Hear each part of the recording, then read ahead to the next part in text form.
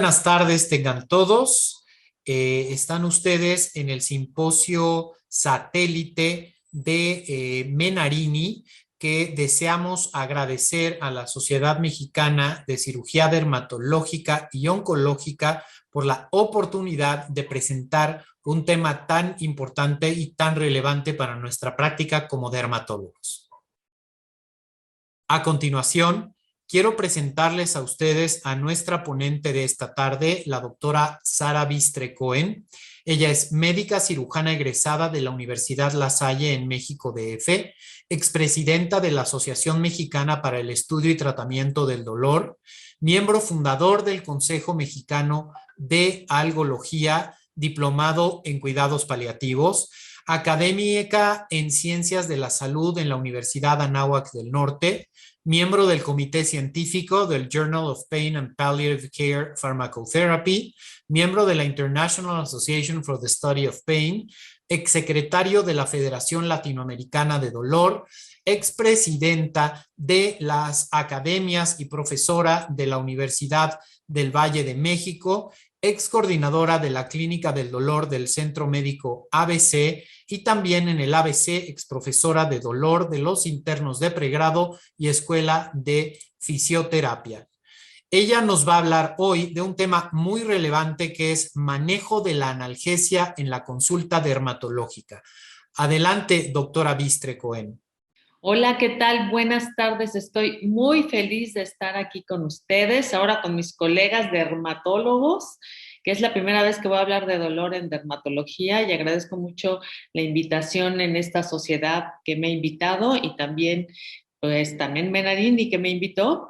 Y pues vamos a dar comienzo a esta plática de cómo vas a controlar el dolor en la consulta dermatológica. Y pues adelante, vamos a hacerlo. Gracias por tu atención. Hola, pues entonces vámonos con esta plática que me da mucha emoción darla y pues que, como te decía, es el manejo de la analgesia en la consulta dermatológica. Te voy a dar unos datos súper interesantes. ¿Tú sabías que tratar mal el dolor es una tortura? Y la tortura va en contra de los derechos humanos. Cuando tú y yo nos recibimos de médicos, juramos hacer la beneficencia y no la maleficencia de los pacientes. Uno de los errores más grandes en la consulta diaria es el manejo del dolor, que no es un buen manejo. Yo no sé tú, pero yo por lo pronto cuando estudié medicina, yo no llevé la materia del dolor. Y otra cosa muy interesante es que el dolor es la primera causa de consulta y los médicos no siempre estamos entrenados para resolver, aliviar el dolor de nuestros pacientes. Y yo te pregunto de tus pacientes que viste hoy en la mañana o ayer o los que vas a ver al rato o mañana, pues ¿cuántos te van a ir a ver por el síntoma dolor? En tu especialidad, porque me puse a leer mucho de lo que es en el área de la dermatología, pues tú vas a ver dolores agudos, vas a ver dolores crónicos y dentro de los dolores agudos, bueno, lo que es el dolor postoperatorio. Todos los procedimientos invasivos que tú haces en tu consulta pueden generar dolor y, por supuesto, infecciones que tú ves que se acompañan de inflamación, ya pues puede ser de bacteriana, virus, hongos, pues esas se acompañan también de dolor.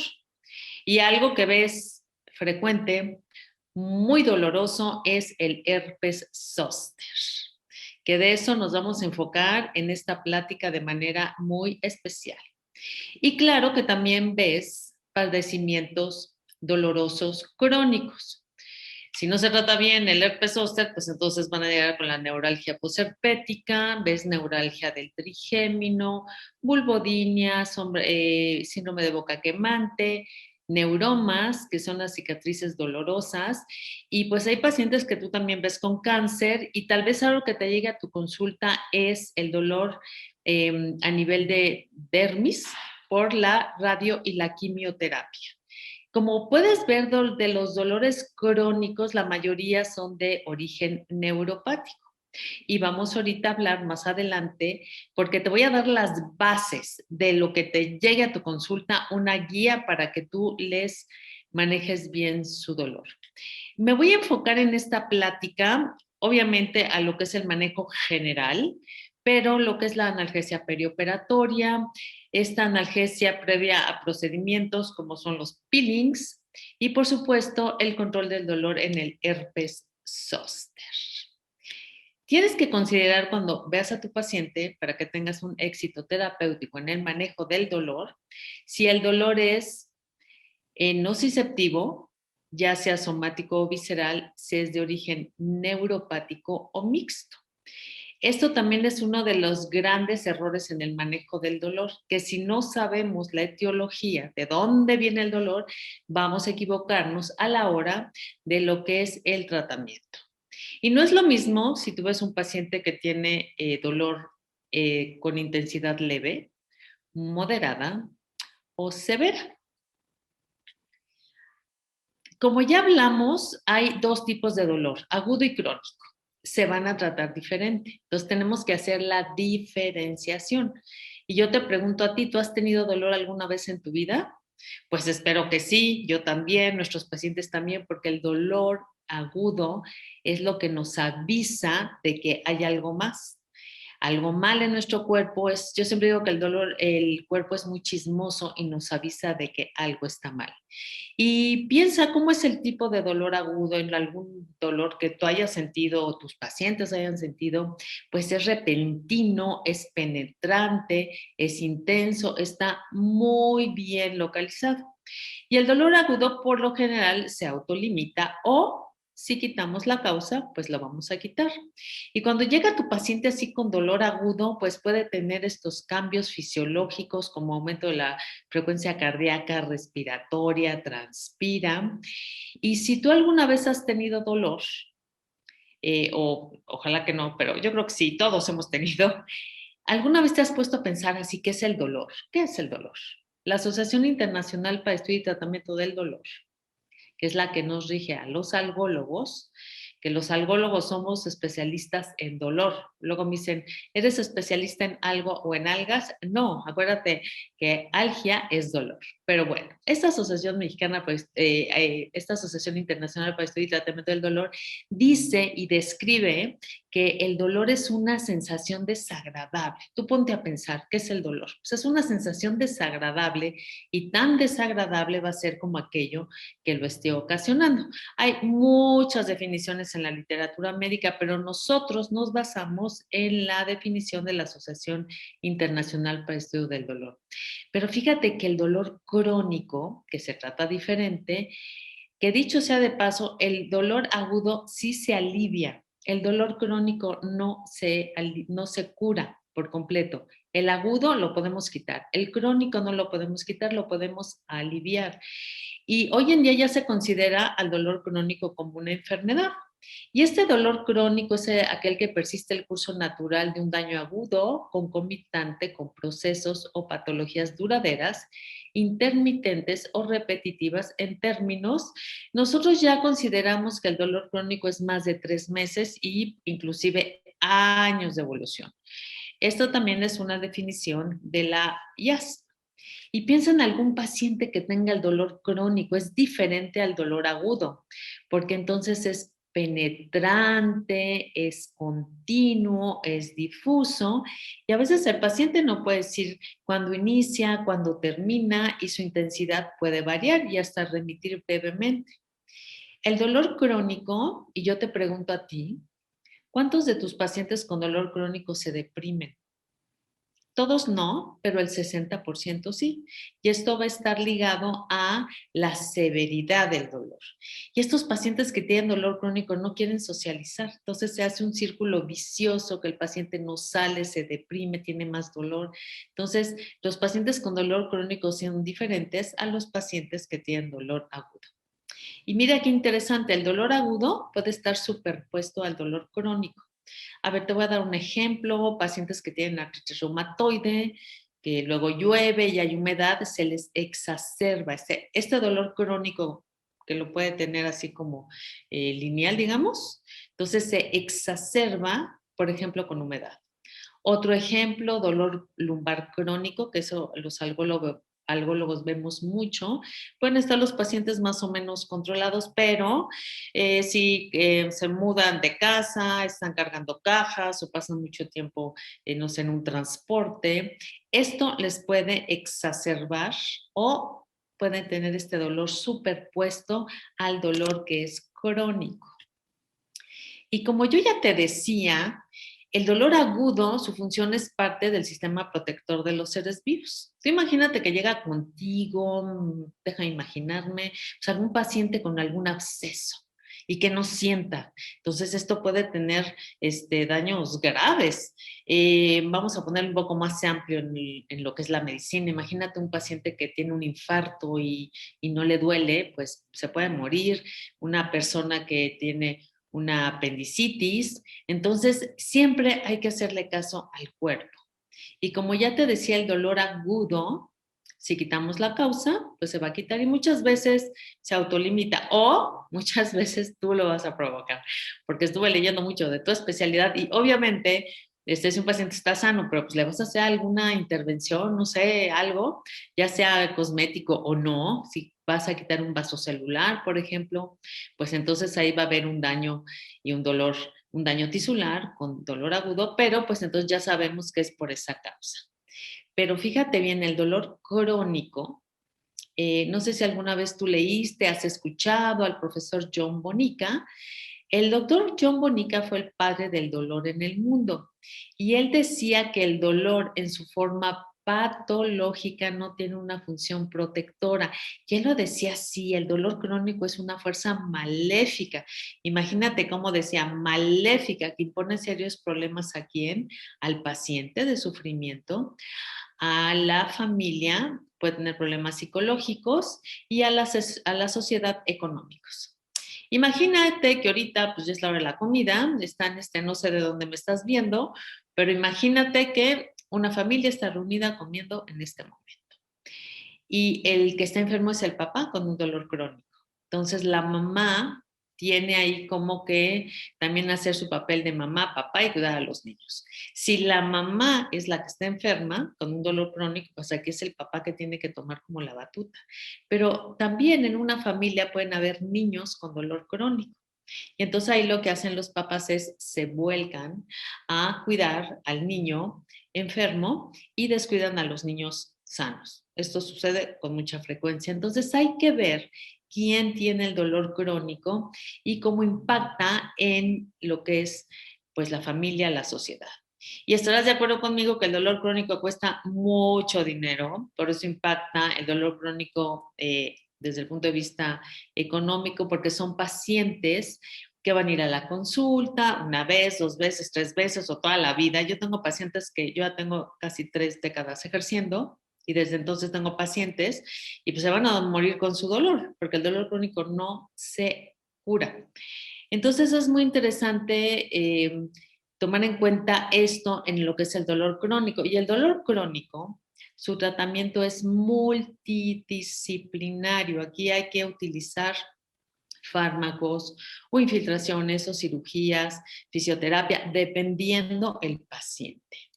Como ves, esto es un mundo así apasionante, el de la medicina del dolor. Muy bien. Y bueno, ¿qué hace cuenta que ahí está tu paciente con dolor agudo o crónico? No sé, el que tú quieras. Tienes fármacos. ¿Qué manejas tú? AINES, opioides o adyuvantes. Que los adyuvantes son medicamentos que sin ser analgésicos como los otros, sí alivian el dolor por sus diferentes mecanismos de acción. ¿Tú sabías que los AINE, que es lo que más utilizas y todos los médicos, que son los analgésicos antiinflamatorios no esteroideos, es el grupo farmacológico más vendido en el mundo? Y en México, ¿sabes cuántos diferentes nombres comerciales hay de AINES? 485. Y yo te pregunto, ¿cuál o cuáles utilizas tú? ¿Por qué eliges ese o esos AINE en cada paciente? Esto es muy interesante. También tenemos los opioides que son débiles o potentes. Y de los adyuvantes tenemos los anticonvulsivantes que los que más utilizamos son los gabapentinoides, los antidepresivos, que antes se siguen usando los antidepresivos tricíclicos, no tanto por los efectos secundarios indeseables, pero se usan, son buenos, bonitos, baratos. Y también ahorita utilizamos los inhibidores selectivos de la recaptura de serotonina, como la duloxetina. Eh, los AINE, bueno, bloquean prostaglandinas, los opioides actúan a nivel central en los receptores Mu, pues, principalmente. Los anticonvulsivantes bajan la sustancia P y el glutamato. Los antidepresivos van a subir serotonina y norepinefrina. Y también hay otros adyuvantes, los corticosteroides, que como sabes es el antiinflamatorio, el más antiinflamatorio que tenemos. Hay que usarlo con precaución en pacientes, ya sabes, diabéticos, y México, causa de mortalidad es la diabetes, con mucho cuidado. A largo plazo da síndrome de Cushing. Es buenísimo, tú lo usas mucho, de hecho los corticosteroides hay que usarlos por periodos chiquititos, y obviamente relajantes musculares, que luego sobre todo para el síndrome miofacial es muy bueno. La toxina botulínica también como relajante muscular. Y bueno, hay un arma extraordinaria que tú utilizas, que son los anestésicos locales. Como ves, tenemos una gama de fármacos maravillosos para tratar a los pacientes, pero ¿cuándo los vas a usar? ¿Cómo los vas a combinar? Y aquí viene un secreto que se llama analgesia multimodal, que fíjate que es la combinación a dosis baja de diferentes grupos farmacológicos con diferentes mecanismos de acción para dar analgesia y evitar efectos secundarios indeseables. Muchas veces, y tal vez te ha pasado o no, que se dan muchos AINE y no hay alivio del dolor, pero sí hay problema gástrico, o muchos opioides o adyuvantes, y no va a haber más analgesia y sí va a haber efectos secundarios indeseables. Entonces, la idea es combinar los diferentes fármacos que te acabo de mostrar ahorita, pero tú dices, bueno, ¿y cuándo combino cuál con qué? ¿Por cuánto tiempo? ¿En qué paciente? Pues ahorita te voy a explicar. Todo esto lo puedes aplicar en tu consulta diaria de dermatología, pero nos vamos a enfocar a lo que ya te dije, porque creo que es muy importante. Entonces, analgesia multimodal ya vimos que son medicamentos, pero a veces se necesita una cirugía, fisioterapia y rehabilitación, bloqueo, psicoterapia, y pues se pueden combinar estos. Entonces, si los AINES son los fármacos más vendidos en el mundo y es lo que tú más utilizas, bueno, entonces, ¿cómo eliges el ideal? ¿Cuántos puedes prescribir al mismo tiempo? ¿Tú sabes cuántos? Uno. No puedes combinar AINE porque todos actúan igual. Y ahorita vamos a ver un diagramita que me gusta mucho. ¿Y en qué pacientes? ¿Puedes en todos? No se puede en todos. ¿Por cuánto tiempo? No se puede en toda la vida. Entonces, estos son conceptos muy interesantes. Perfecto. Entonces, bueno, ya tengo mi paciente, ya le voy a dar el AINE. Hay 485 diferentes nombres comerciales en México y uno nada más puedes utilizar. ¿Cómo lo eliges? ¿Qué quieres de tu AINE? No todos los AINE tienen las mismas propiedades. Unos destacan más y otras menos. Entonces tenemos que saber qué queremos en el AINE. Por ejemplo, uno que es súper analgésico, súper, es ketorolaco, pero ketorolaco casi no tiene efecto antiinflamatorio. Tú, por ejemplo, en tu práctica dermatológica ves mucha inflamación. Entonces, utiliza este grupo de AINE, por ejemplo, dexketoprofeno, ibuprofeno, diclofenaco. Este grupo de AINE tienen mucho poder antiinflamatorio, que es lo que tú más ves. ¿Cuál es uno súper antipirético? El que más, el metamizol. ¿Y tú sabías que hay AINES que tienen efecto antiespasmódico, como clonixinato de lisina y la indometacina? Entonces, si vas a elegir uno, pues ve qué quieres más de tu AINE. Y como te digo, en tu área ves mucho inflamación. Entonces, ahí tienes como que enfocarte. Aquí te decía, ¿por qué no los puedes combinar todos los AINE? Todos van a actuar inhibiendo la cascada del ácido araquidónico, inhibe prostaglandinas. Entonces, aunque des 2 o 3 o 4, no vas a inhibir más, pero sí puedes tener efectos secundarios porque acuérdate que si inhibes prostaglandinas, barres las prostaglandinas de la mucosa gástrica y por eso los pacientes empiezan con daño gástrico. Muy bien, entonces yo como doy clases, tengo 5 libros de texto, soy profesora, en fin, he dado muchas clases y una vez un alumno me dice, ah, bueno, entonces si hay que dar uno, le voy a dar 10 al día. No, recuerda que los AINE tienen efecto techo. Dosis máxima diaria, también para no hacer iatrogenia, por favor, tenemos que saber cuál es la dosis máxima diaria. Muy bien, ya le diste el AINE y no te alcanza, pues no hay problema. Los AINES se potencializan con el paracetamol, que dicho sea de paso, el paracetamol no es un AINE como tal, es un analgésico atípico, que además te voy a decir por qué sí se puede combinar con los AINE. Todos los AINE se unen básicamente a la misma proteína y el paracetamol se une a otra proteína. Entonces ahí se pueden combinar y hacen sinergia, se hacen fuertes. Y dices, bueno, ya le combiné el paracetamol con él y nada, pues no hay ningún problema. Entonces puedes combinar el AINE, ya sea con AINE, paracetamol y opioide o solo el AINE con un opioide. Por ejemplo, puedes dar dexketoprofeno con tramadol. Y esa es una combinación inteligente. Entonces, se potencializan. Y entonces, lo que vas a tener es analgesia multimodal para que des analgesia y tu paciente no tenga efectos secundarios indeseables. Muy bien. ¿En quién no puedes usar ningún AINE? Ninguno. Si tu paciente tiene insuficiencia renal, no vas a dar ningún AINE. Y recuerda que otra vez, la causa número 1 de morbimortalidad en México es la diabetes. Entonces hay que ver cómo está su función renal siempre. Si se lo vas a dar por un periodo muy chiquito y ha tenido problemas de enfermedad ácido péptica, pues le das algo para proteger la mucosa gástrica. Y fíjate que si tu paciente tiene insuficiencia hepática, no le puedes dar paracetamol, o sea, no podemos, como ves, son muchas consideraciones a la hora de dar los analgésicos. Ahora vámonos con los opioides, a ver, cuando les digo, oye, ¿por qué no le das un opioide a tu paciente? Entonces, los médicos se espantan. De hecho, estuve leyendo en los journals de dermatología, sobre todo los que son americanos, pues ahí no usan opioides porque en Estados Unidos hay un problema de adicciones que no tenemos aquí en México. O sea, hay otros, pero para lo que es dolor, yo te invito a que pruebes los opioides.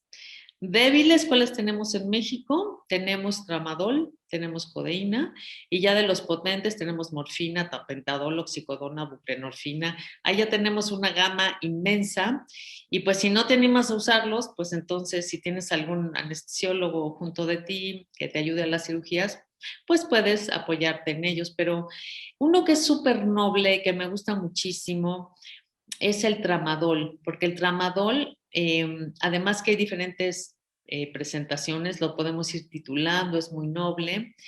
Y además de que actúa a nivel de receptores MU, también inhibe recaptura de serotonina y norepinefrina, no selectivo. Entonces imagínate que sirve para dolor somático y neuropático, que ahorita lo vamos a ver. Pero para que se te quite el miedo de da adicción, te voy a dar la definición de adicción.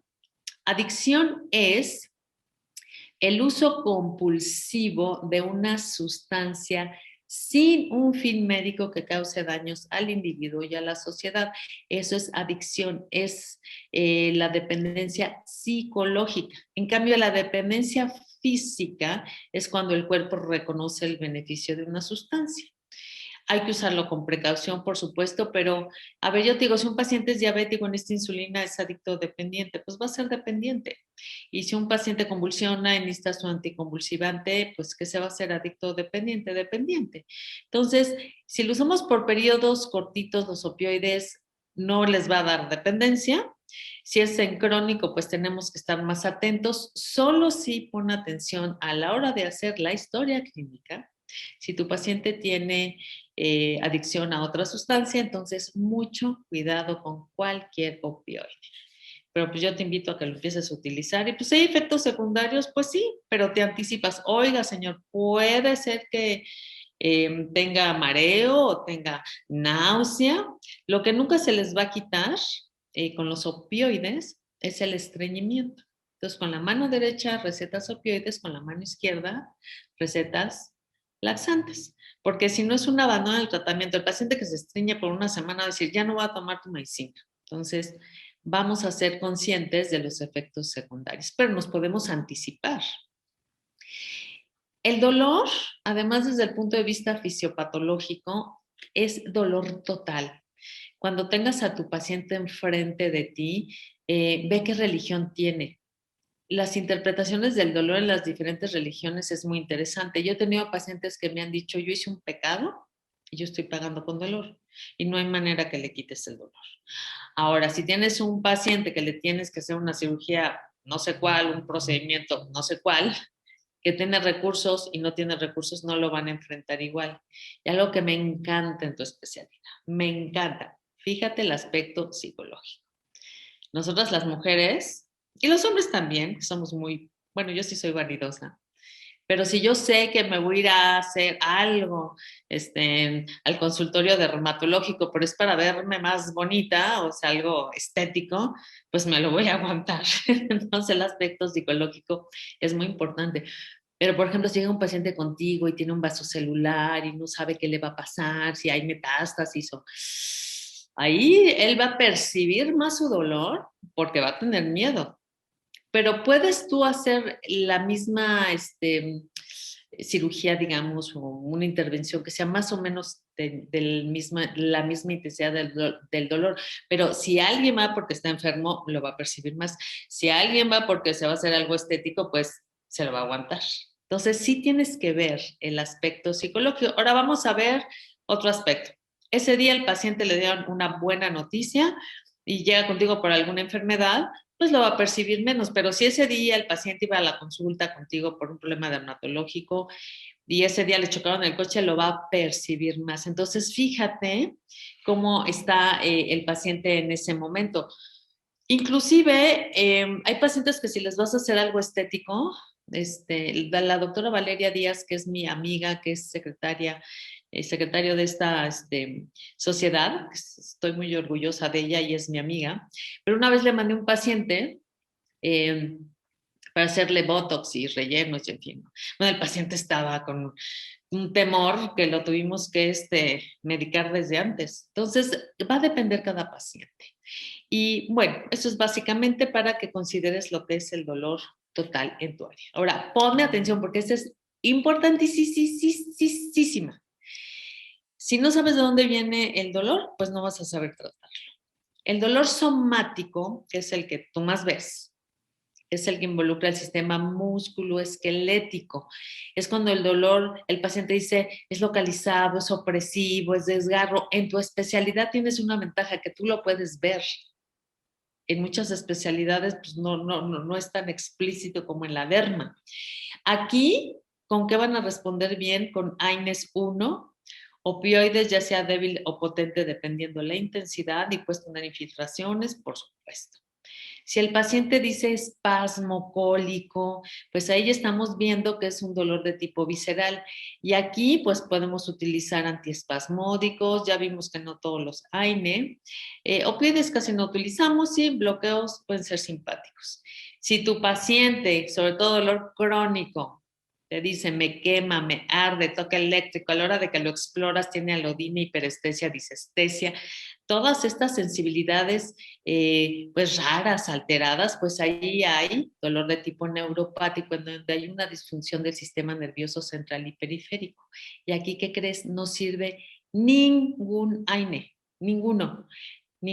Aquí vamos a usar los adyuvantes o neuromoduladores como antidepresivos 1, puedes combinarlo con gabapentinoides también.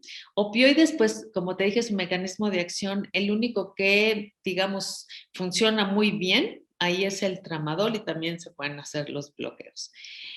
Si tu paciente, por ejemplo, tiene una radiculopatía lumbar, ¿qué tipo de dolor es? Es mixto, entonces puedes combinar. O pacientes con cáncer que pueden tener los tres al mismo tiempo, entonces se pueden combinar.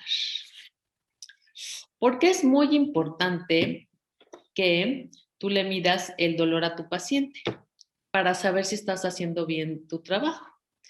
Porque si el paciente te viene a ver hoy mañana con dolor leve y mañana tiene dolor severo o al revés, pues entonces puedes ir midiendo cómo estás manejando el dolor. Como el dolor es subjetivo, entonces, pues hay varias escalas, tú elige la que tú quieras, pero es muy importante que midas el dolor de tus pacientes. Ya hay muchas en la literatura.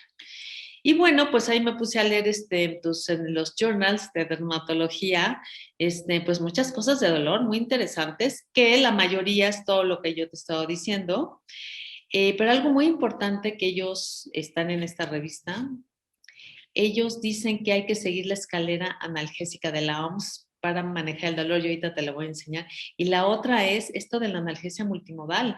Ellos ya la ponen como una parte importante en el tratamiento, además de que tú haces crioterapias, láser, fototerapias, bloqueos y todo lo que tú haces en tu especialidad. Pero esta es la escalera analgésica de la OMS.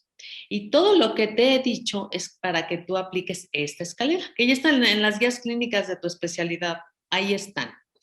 Entonces, mira, la escalera analgésica de la OMS la hizo la OMS en 1986 para cáncer, pero resulta que no sirve para cualquier tipo de dolor. Y como todo es una guía que la puedes aplicar. Entonces, fíjate, para el dolor leve, por eso está el escalón número 1, es un AINE y un adyuvante si se requiere. ¿A ti te van a ir a ver por dolor agudo? Claro, digo, por dolor leve, claro que no, porque antes ya se automedicaron, el viene, la farmacia, la comadre, todo el mundo ya se lo recetó.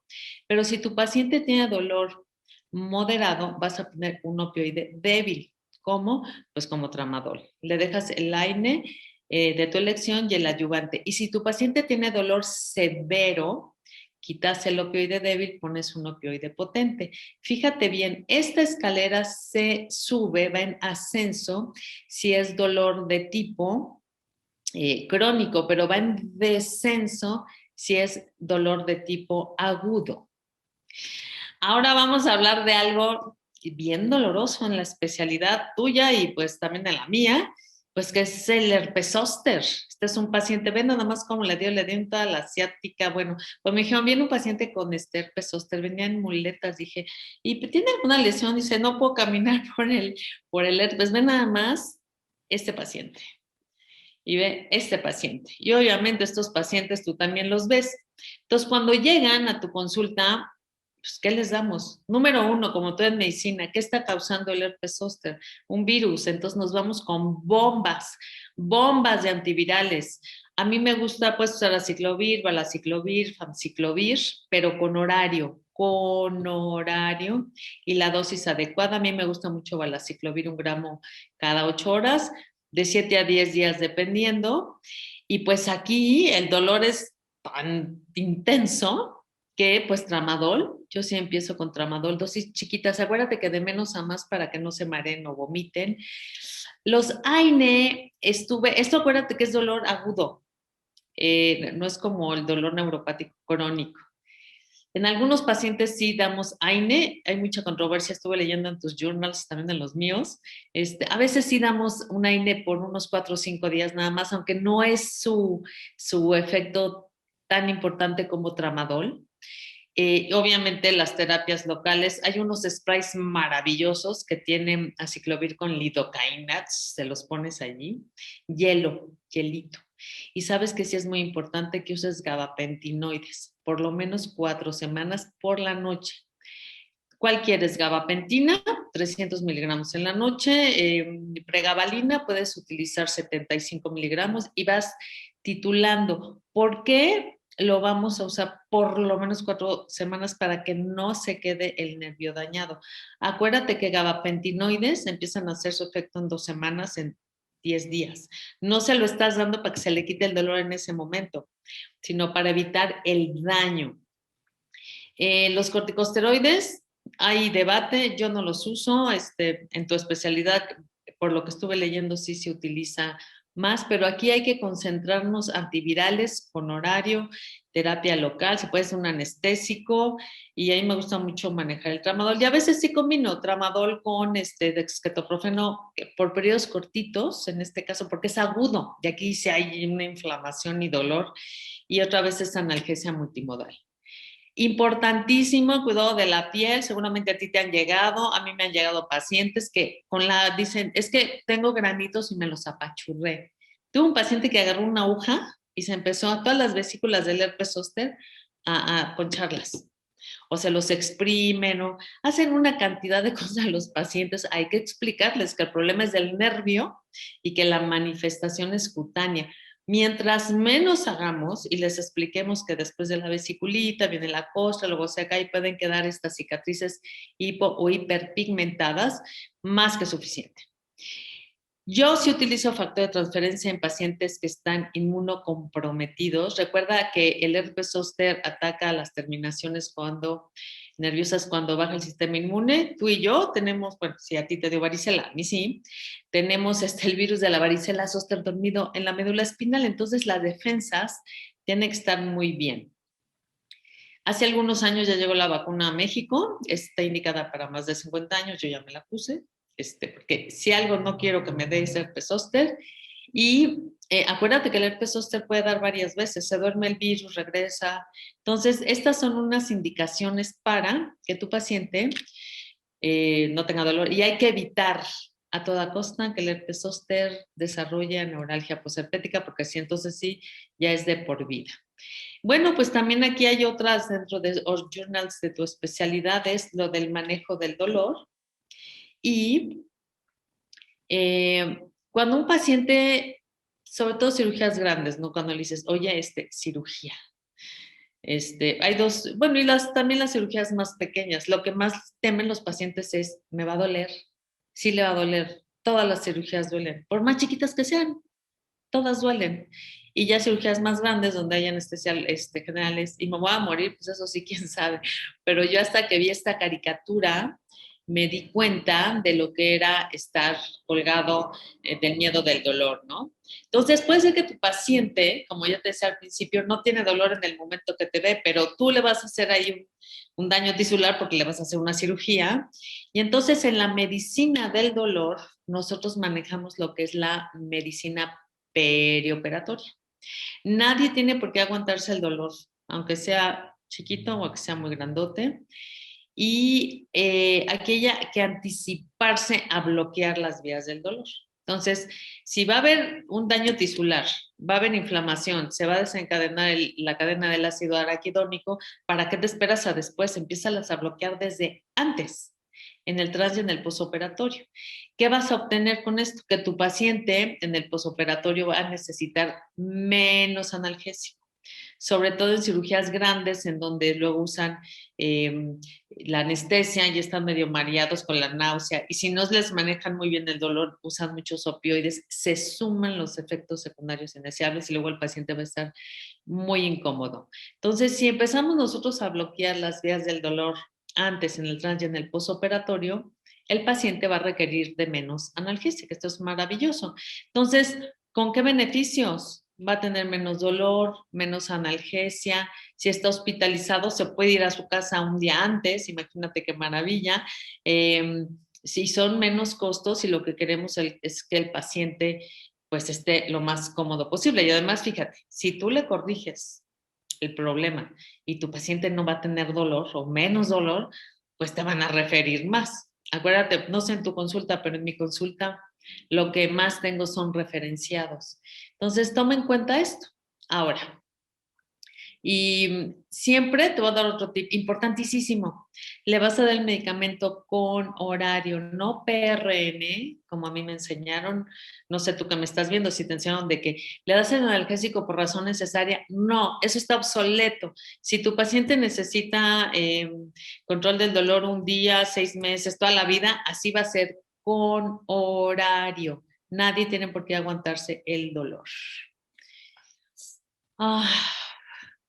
Pues es que a mí me pidieron que en parte hable de esto de qué se puede hacer cuando antes o después de los peelings o cualquier procedimiento que tú vayas a hacer en tu consultorio.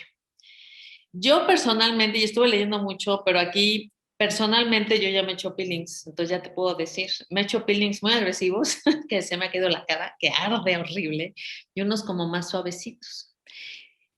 Se pueden hacer varias cosas y va a depender porque tú eres el que lo va a hacer. Pero si tu paciente ya sabe igual, puedes comenzar con un AINE antes del procedimiento y pues después del procedimiento, no sé cuánto tiempo va a durar. Los anestésicos locales son maravillosos, por supuesto, y hielito. Esas son mis recomendaciones como algóloga, pero es lo que yo te puedo decir a ti porque son los procedimientos que tú vas a hacer.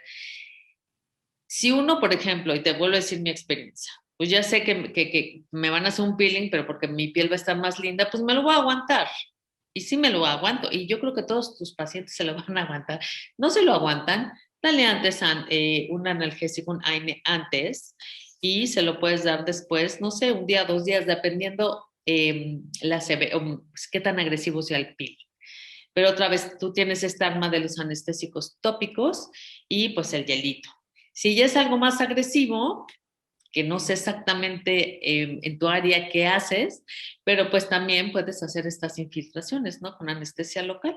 Entonces, esas son mis recomendaciones para todo lo que haces invasivo en tu consultorio. Y espero que esto te sirva, pero acuérdate, AINE con horario, con horario, con horario, anestésicos locales grandiosos, hielito maravilloso. ¿Y sabes qué es lo más importante? Que tú le expliques a tu paciente. Oye, tal vez vas a tener esto, tal vez vas a tener lo otro. Y los pacientes son tan nobles que lo van a hacer. Como en todo en medicina, hay que hacer una historia clínica. En la semiología del dolor es donde te duele, desde cuándo, con qué aumenta, con qué disminuye. Entonces ya sabes que es dolor agudo crónico, es somático visceral neuropático mixto, que le ha servido, que no. Entonces esto es muy importante para llegar a hacer el diagnóstico. Y como yo te decía, tú te anticipas con tu paciente y dices, oye, puede ser que tengas este efecto secundario, porque entonces esta es una caricatura nada más que dice, si te acuerdas te dije que vas a tener efectos secundarios indeseables. Ahora ya puede ser el mejor dermatólogo algólogo, pero tenemos que hacer muy, pero muy bien las recetas. Fecha, por favor, nombre del paciente, si es niño o viejito, pues cuánto pesa, porque no le vas a dar lo mismo a un adulto mayor que pese 80 a uno que pese 45, ¿verdad? Entonces es muy importante y que le pongas cada cuánto y por cuánto tiempo. Yo vi una paciente que me trajo una receta bien hecha, bueno, bien hecha los medicamentos, pero decía tomar 3 al día. Y se tomó 3 analgésicos al mismo tiempo, decía tomar 3 al día. Le tienes que poner cada 8 horas, cada 12 horas, y por cuánto tiempo. Entonces, estas son como cosas muy finas que se aplican a todo, pero en medicina del dolor me gusta mucho recalcarlo. ¿A ti te gusta que te inyecten? No que prefieras, ¿eh? Que te guste. En medicina del dolor tenemos un lema, no hay que quitar un dolor y provocar otro. La vía parenteral solo la vamos a usar si es algo, no sé, un cólico, renal, o sea, un trauma, pero si podemos usar la vía oral, pues la vamos a utilizar, ¿de acuerdo? Muy bien. Y esto te decía porque tenemos que utilizar los medicamentos con horario, no por razón necesaria, para prevenir que el dolor recurra. Siempre tienes que ver la vía de administración, tienes que ir viendo dosis respuesta y el PRN solo lo vas a usar como rescate. Mira, esto es el PRN. Entonces, tu paciente tiene muchísimo dolor, le pones muchísima dosis, bueno, tú no, alguien, parenteral. Entonces, el paciente va a tener efectos secundarios indeseables y se va a picos y valles, picos y valles. Y además te va a estar hablando por teléfono. ¿Verdad que no quieres que te estén hablando por teléfono? No. Para que se les quite el dolor, no. Pero mira qué maravilla. Si tú ya sabes que tu paciente va a tener dolor un día o toda la vida, le vas a dar medicamento con horario para que no tenga dolor y no tenga efecto secundario indeseable. A ver, ¿qué pasa si le das su medicamento, su analgésico cada 12 horas y a las 6 horas ya tiene dolor? Entonces sí le das el PRN como rescate. Y ya vas a ver que cuando veas a tu paciente el próximo, al ratito, mañana, ya es muy fácil, nada más seguir estas guías que además están en todos tus journals, que ya lo leí también. Entonces tienes a tu paciente siempre, por favor, vas a prescribir después de que lo hayas evaluado, ¿de acuerdo? Y la prescripción tiene entonces, ya que lo evaluaste a tu paciente, es de dolor ¿Tiene qué dolor? ¿Leve, moderado o severo? ¿De dónde viene su dolor? ¿Es somático, es visceral, neuropático, mixto? Y entonces aquí tú ya vas viendo qué es lo que va a requerir tu paciente. Y recuerda que no hay dosis óptima ni máxima, cada paciente es diferente. Es importantísimo, colega, la elección del analgésico debe ser rigurosa. Se tiene que basar, obviamente, en su eficacia, pero en su seguridad.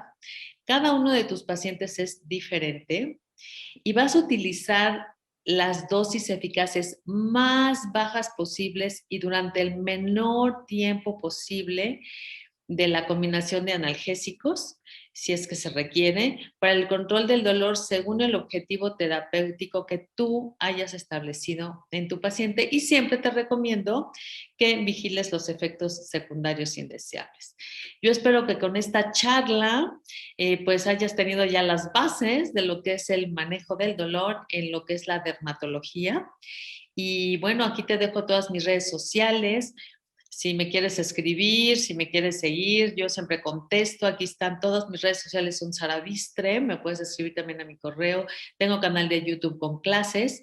Y aquí no está mi Instagram, pues DRA Sara Vistre. Y bueno, un placer enorme, enorme poder compartir esta información del manejo del dolor con todos ustedes, colegas dermatólogos que les tengo mucho respeto, mucha admiración y bueno, pues muchísimas gracias y que sigan disfrutando del Congreso. Buenas tardes.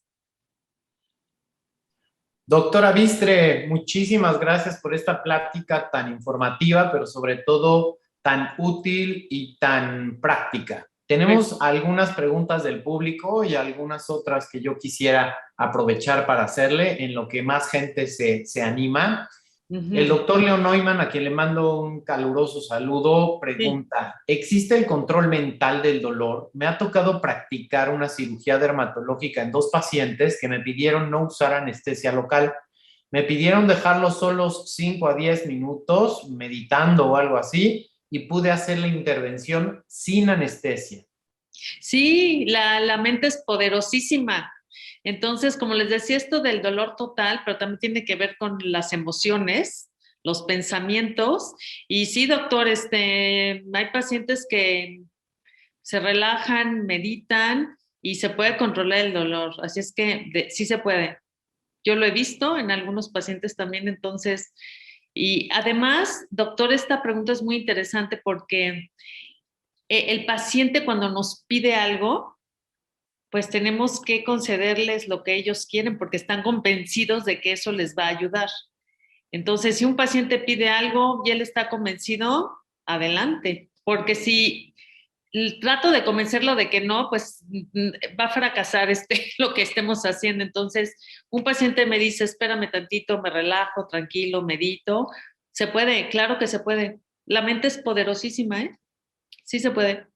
Me recordó un poco a los faquires estos en la India clavándose cosas y acostados sobre camas de agujas y sin sentir nada, ¿no? Correcto. Bueno, voy a regresar a lo que les decía del peeling, que una vez me hice un peeling químico que se me cayó la cara y me ardió horrible, pero yo, obviamente, o sea, sin nada de anestesia, nada, nada de nada, pues también mi control mental es, voy a estar bien, me arde, pero voy a estar bien, y pues estuve bien. Otra pregunta. La doctora Elena Martínez Guerra nos pregunta si puede usted compartir dónde puede adquirir sus libros. A ver, sí, ahorita ya solo hay 2 a la venta. Uno es de Editorial Trillas, pues que se lo encuentran en cualquier lugar donde vendan libros de Trillas. Se llama Dolor y Cuidados Paliativos, Diagnóstico y Tratamiento. Creo que hasta ya lo venden en Amazon. Y el otro es Actualidades en el Manejo del Dolor, es de Editorial Alfil. Entonces ya, pues por estas ventas que han hecho por internet, ahí lo pueden conseguir. Están muy bonitos, son libros de texto que hice para mis alumnos, para mis pacientes y para mis colegas. Y ya no voy a hacer más, así es que aprovechen a esos, pero Trillas y Alfil, doctora Vistre Dolor, y ahí los encuentran, sin problema. Perfecto. Yo tengo 3 preguntas. La primera pregunta es, ¿cuándo Sí. pregabalina, cuándo gabapentina? Buenísima pregunta. A ver, doctor Contreras, gabapentina a mí me gusta más para los pacientes adultos mayores, porque la pregabalina puede llegar a tener efectos secundarios indeseables, aunque ahorita ya hay dosis de 25 y 50 miligramos, pero entonces hay que ver al paciente. Entonces, a mí me gusta más en adultos mayores viejitos.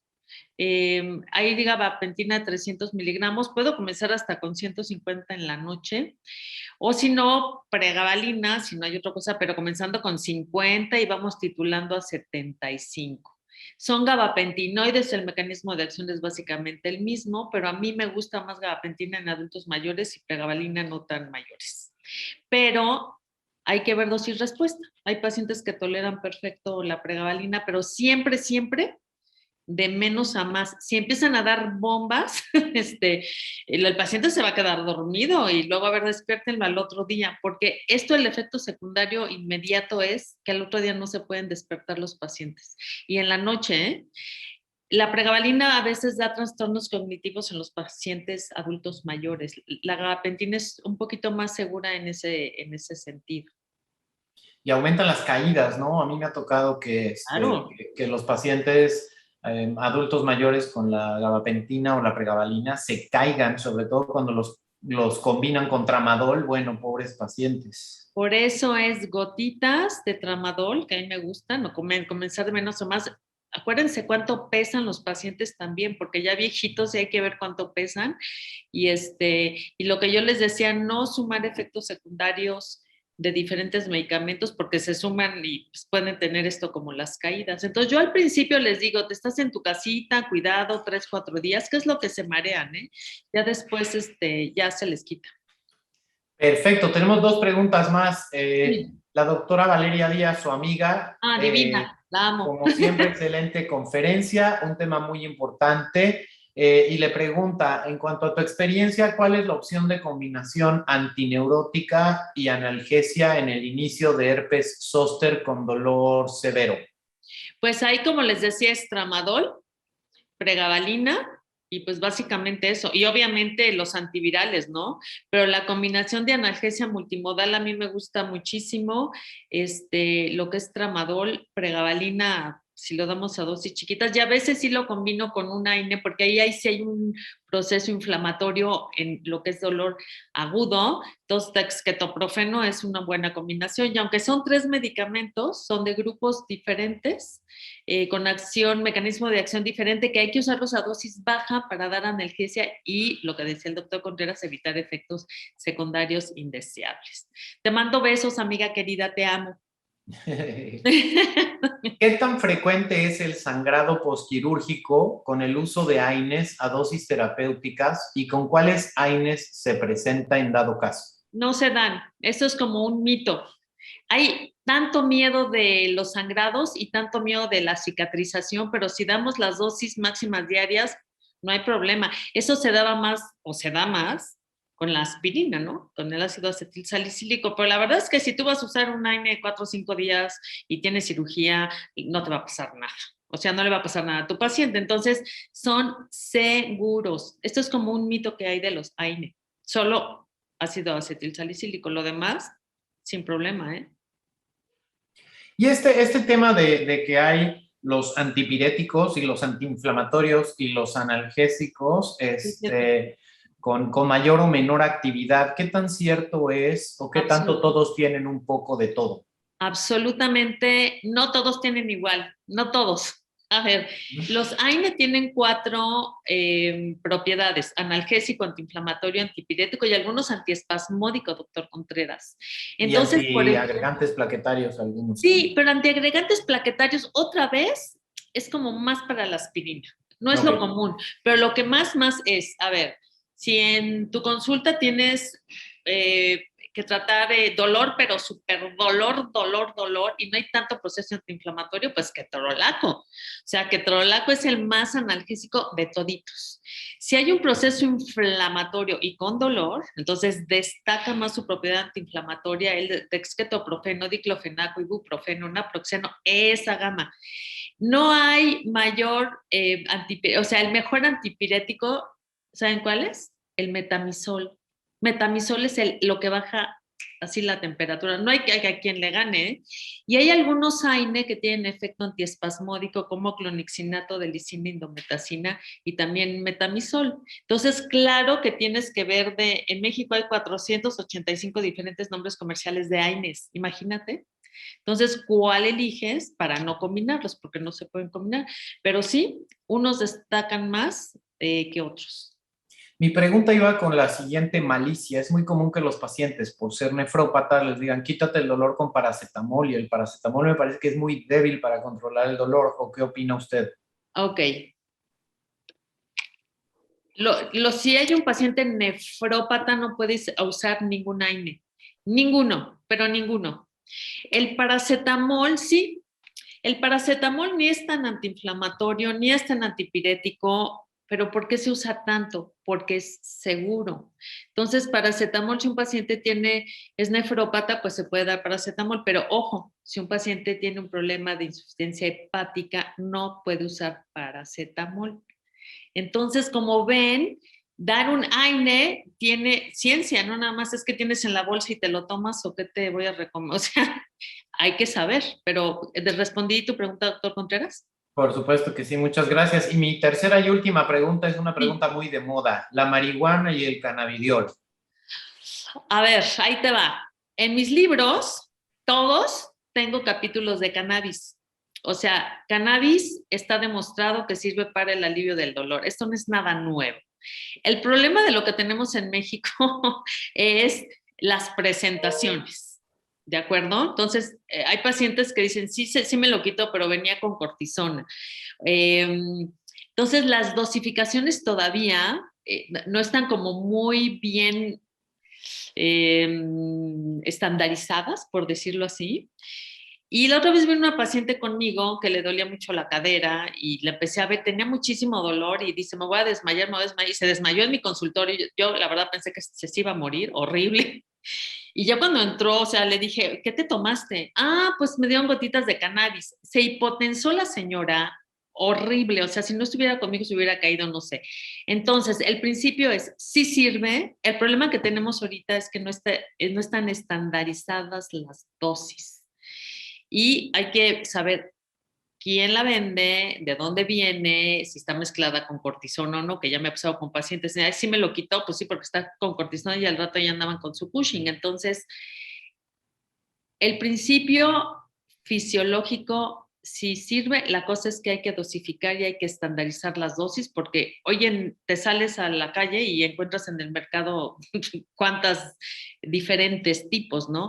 Entonces unos se los fuman, otros se los untan, otros se los toman, y entonces es así como, pues, ¿cuánto te fumas una churrito, o 2 o 5 gotitas? ¿De cuál sirve, doctor Contreras? Pero hay que estandarizar las dosis. Muy bien. Muy Esas bien. eran mis preguntas. Muchas gracias. No sé si alguien más del público tenga alguna otra pregunta. Parece que no. Pues, doctora, muchísimas gracias. Un placer. Interesantísimo y, como le digo, muy práctico, y qué bueno que nos compartió sus redes sociales para poderla contactar si tenemos cualquier duda. Sí, tengo el canal de YouTube, ahí tengo un chorro de pláticas, está padrísimo. Y tengo otras cosas. Pues muchas gracias, les agradezco muchísimo y que sigan teniendo un exitoso congreso, y gracias por la invitación. Agradezco mucho a Menarini, al comité organizador, muchísimas gracias. Al contrario, usted. Hasta luego. Encantado. Bye, chao, bye, bye. Bye, bye.